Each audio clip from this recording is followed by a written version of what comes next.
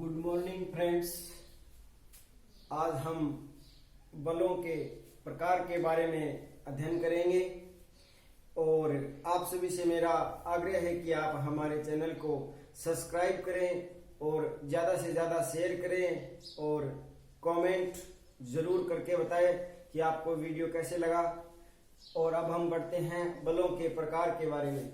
जिस प्रकार से हमने कल बल के बारे में जानकारी प्राप्त की थी या बल को पढ़ा था कि बल की डेफिनेशंस क्या होती है, बल की 3 शर्तें होती है, उन शर्तों के बारे में और बल की तीनों मात्रकों के भिन्न भिन्न पद्धतियों में मात्रकों के बारे में अध्ययन किया था। उसके बाद में असंतुलित और संतुलित बल के बारे में अध्ययन किया था। तो अब हम बलों को अलग अलग प्रकार से समझने की कोशिश करते हैं। तो सबसे पहले आता है कि संपर्क बल। संपर्क बल वह बल होता है जब हम किसी वस्तु को किसी माध्यम से या प्रत्यक्ष रूप से किसी वस्तु पर बल आरोपित करते हैं तो वह संपर्क बल होता है। संपर्क बल में हम वस्तु के संपर्क में रहते हैं, अर्थात जब हम किसी माध्यम से या स्वयं किसी वस्तु पर बल आरोपित करते हैं तो वह संपर्क बल होता है।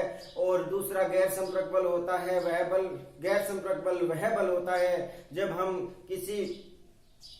किसी परोक्ष रूप से या किसी माध्यम से बल नहीं लगाते हैं जबकि बल लगता जरूर है। इस प्रकार का बल गैर संपर्क बल कहलाता है। अर्थात गैर संपर्क बल वह बल होता है जिसमें किसी माध्यम की आवश्यकता नहीं होती है। और गैर संपर्क बलों के एग्जाम्पल के रूप में हम गुरुत्वाकर्षण बल को आसानी से देख सकते हैं कि हम कोई वस्तु ऊपर फेंकते हैं तो वह गुरुत्वाकर्षण बल के कारण नीचे गिर जाती है।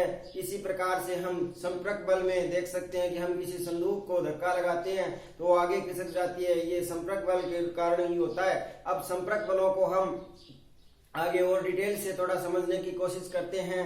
तो संपर्क बल में सबसे पहले आता है लंबवत बल। लंबवत बल जब हम किसी एक वस्तु के द्वारा दूसरी एक वस्तु पर हम अपने हाथों से या किसी माध्यम से एक दूसरी वस्तु पर बल आरोपित करते हैं तो वह लंबवत बल होता है। और लंबवत बल को जैसे संदूक को आगे खिसकाने के लिए हम पीछे से धक्का देते हैं तो वह लंबवत बल का एग्जाम्पल होता है। दूसरे रूप में आता है लंबवत बल के बाद में संतुलन बल। संतुलन बल वह बल होता है जब कोई एक वस्तु दूसरी वस्तु पर स्थित हो तो दूसरी वस्तु के द्वारा पहली वस्तु के ऊपर लगाया जाने वाला बल संतुलन बल कहलाता है। और संतुलन बल की सहायता से ही एक वस्तु दूसरी वस्तु के ऊपर रह सकती है। जैसे किसी मेज के ऊपर किताब पड़ी हुई है या किसी मेज के ऊपर बुक रखी हुई है तो वह संतुलन बल के कारण ही रखी हुई है। और पुस्तक का संतुलन बल उस मेज के ऊपर कार्य करता है और वह स्थायी रूप से रह सकती है। उसके बाद में हम पढ़ते हैं तनाव बल। तो जो रस्सी के दोनों सिरों को आपस में एक दूसरे को विपरीत सिरों को खींचने पर विपरीत दिशाओं में और जो तनाव या बल उत्पन्न होता है वह तनाव बल होता है। तनाव बल को टेंशन भी कहा जाता है जिसे हम आगे और पढ़ेंगे। उसके बाद में आता है स्प्रिंग बल। किसी स्प्रिंग को खींचने पर छोड़ने के बाद में उसमें तनाव उत्पन्न हो जाता है, वह स्प्रिंग बल होता है। स्प्रिंग बल को आगे हम सरल आवर्त गति के अंदर भी पढ़ेंगे। उसके बाद में आता है गैर संपर्क बल। गैर संपर्क बलों में सबसे एक नंबर पर आता है नाभिकीय बल। नाभिकीय बल वास्तव में लगता तो बहुत कम दूरी पर है लेकिन ब्रह्मांड का सबसे अधिकतम लगने वाला बल है नाभिकीय बल है, लेकिन लगता बहुत कम दूरी पर है। नाभिकीय बल कम दूरी पर लगता है और नाभिकीय बलों के कारण ही 2 प्रोटॉन होते हैं वो न्यूक्लियर में नाभिक में स्थायी रह पाते हैं। और नाभिकीय बल का मान 10 टू द पावर 38 होता है। 10 टू द पावर 38 होता है। नाभिकीय बल बहुत कम दूरी पर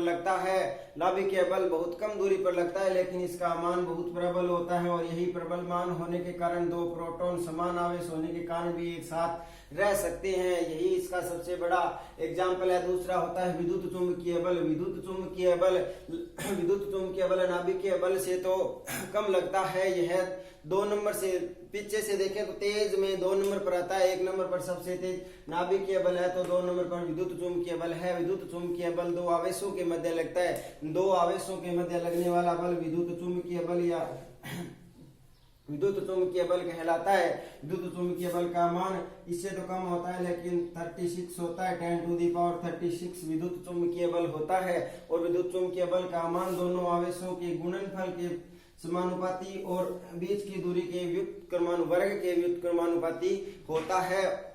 विद्युत व्युत्क्रमानुपाती होता है। 3 नंबर पर दुर्बल बल आता है। 3 नंबर पर दुर्बल बल को हम वांडरवाल बल भी कहते हैं। वांडरवाल बल दुर्बल बल का मान भी प्रकृति का दूसरा कमजोर बल दुर्बल बल है और प्रकृति का दूसरा कमजोर बल दुर्बल बल है। दुर्बल बल गैस के अणुओं के मध्य लगता है। दुर्बल बल गैस के अणुओं के मध्य लगता है और इसका मान 10⁻25 होता है। 10⁻25 होता है। 10⁻25 होता है। उसके बाद में आता है गुरुत्वाकर्षण बल, ग्रेविटेशनल फोर्स। ग्रेविटेशनल फोर्स का मान बहुत कम होता है लेकिन ये लगता बहुत ही अनंत दूरी तक है। गुरुत्वाकर्षण बल का मान लगता तो बहुत कम होता है लेकिन ये लगता बहुत ही अनंत दूरी पर है। वैसे तो हम गुरुत्वाकर्षण को पढ़ने लगे तो शायद 2-3 लेक्चर भी कम पड़ जाएंगे, लेकिन यहाँ पर हम रीट लेवल 2 के हिसाब से देखते हुए गुरुत्वाकर्षण बल के अंदर हमें इतना ही ध्यान रखना है कि प्रकृति का सबसे न्यूनतम बल गुरुत्वाकर्षण बल होता है तथा अधिकतम बल नाभिकीय बल होता है। नाभिकीय बल होता है। गुरुत्वाकर्षण बल के कारण ही कोई पिंड या सूर्य के चारों ओर जो पिंड गतिमान होते हैं, जो ग्रह गतिमान होते हैं, वो भी गुरुत्वाकर्षण बल के कारण ही होते हैं। उसके बाद में आता है अभिकेंद्रीय बल। अभिकेंद्रीय बल किसी वस्तु के बाहर की ओर लगने वाला बल अभिकेंद्रीय बल होता है। किसी वस्तु के अंदर की ओर लगने वाला बल अभिकेंद्रीय बल होता है। अभिकेंद्रीय बल किसी वस्तु की कोई वस्तु वर्ताकार दिशा में गति कर रही हो तो वस्तु को अंदर की ओर लगने वाला बल अभिकेंद्रीय बल होता है और इसी अभिकेंद्रीय बल के कारण ही वस्तु गोलाकार दिशा में गति कर सकती है। इसका हम साधारणतः एग्जाम्पल के रूप में देख सकते हैं। यदि हम किसी रस्सी के एक छोटे पिंड को या पत्थर को बांधकर घुमाते हैं तो वह वर्ताकार दिशा में गति करता है, लेकिन उसे छोड़ने पर वह v वेग से एक सीधी रेखा में जाता है। इससे यह स्पष्ट होता है कि घुमाने के लिए एक अभिकेंद्रीय बल लगता है जिसका मान v²/r होता है। इसमें एक्सीलरेशन का मान v²/r होता है तो F बराबर ma होता है। तो m का मान m द्रव्यमान है इसलिए m × v²/r हो जाएगा। m × v²/r हो जाएगा। उसके बाद में हम पढ़ते हैं अपकेंद्रीय बल।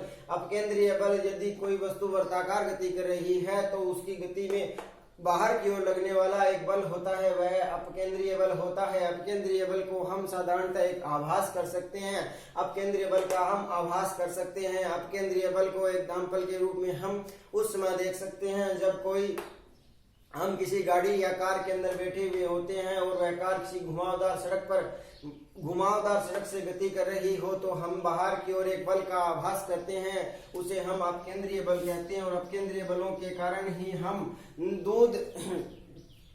दूध को भिगोने वाली मशीन के अंदर भी अपकेंद्रीय बल लगता है और अपकेंद्रीय बल के कारण ही हमारे वॉशिंग मशीन में कपड़े धुल पाते हैं और अन्य ही हम इसी प्रकार के एग्जाम्पल हम हमारे साधारण या सामान्य जीवन में देख सकते हैं। उसके बाद में बल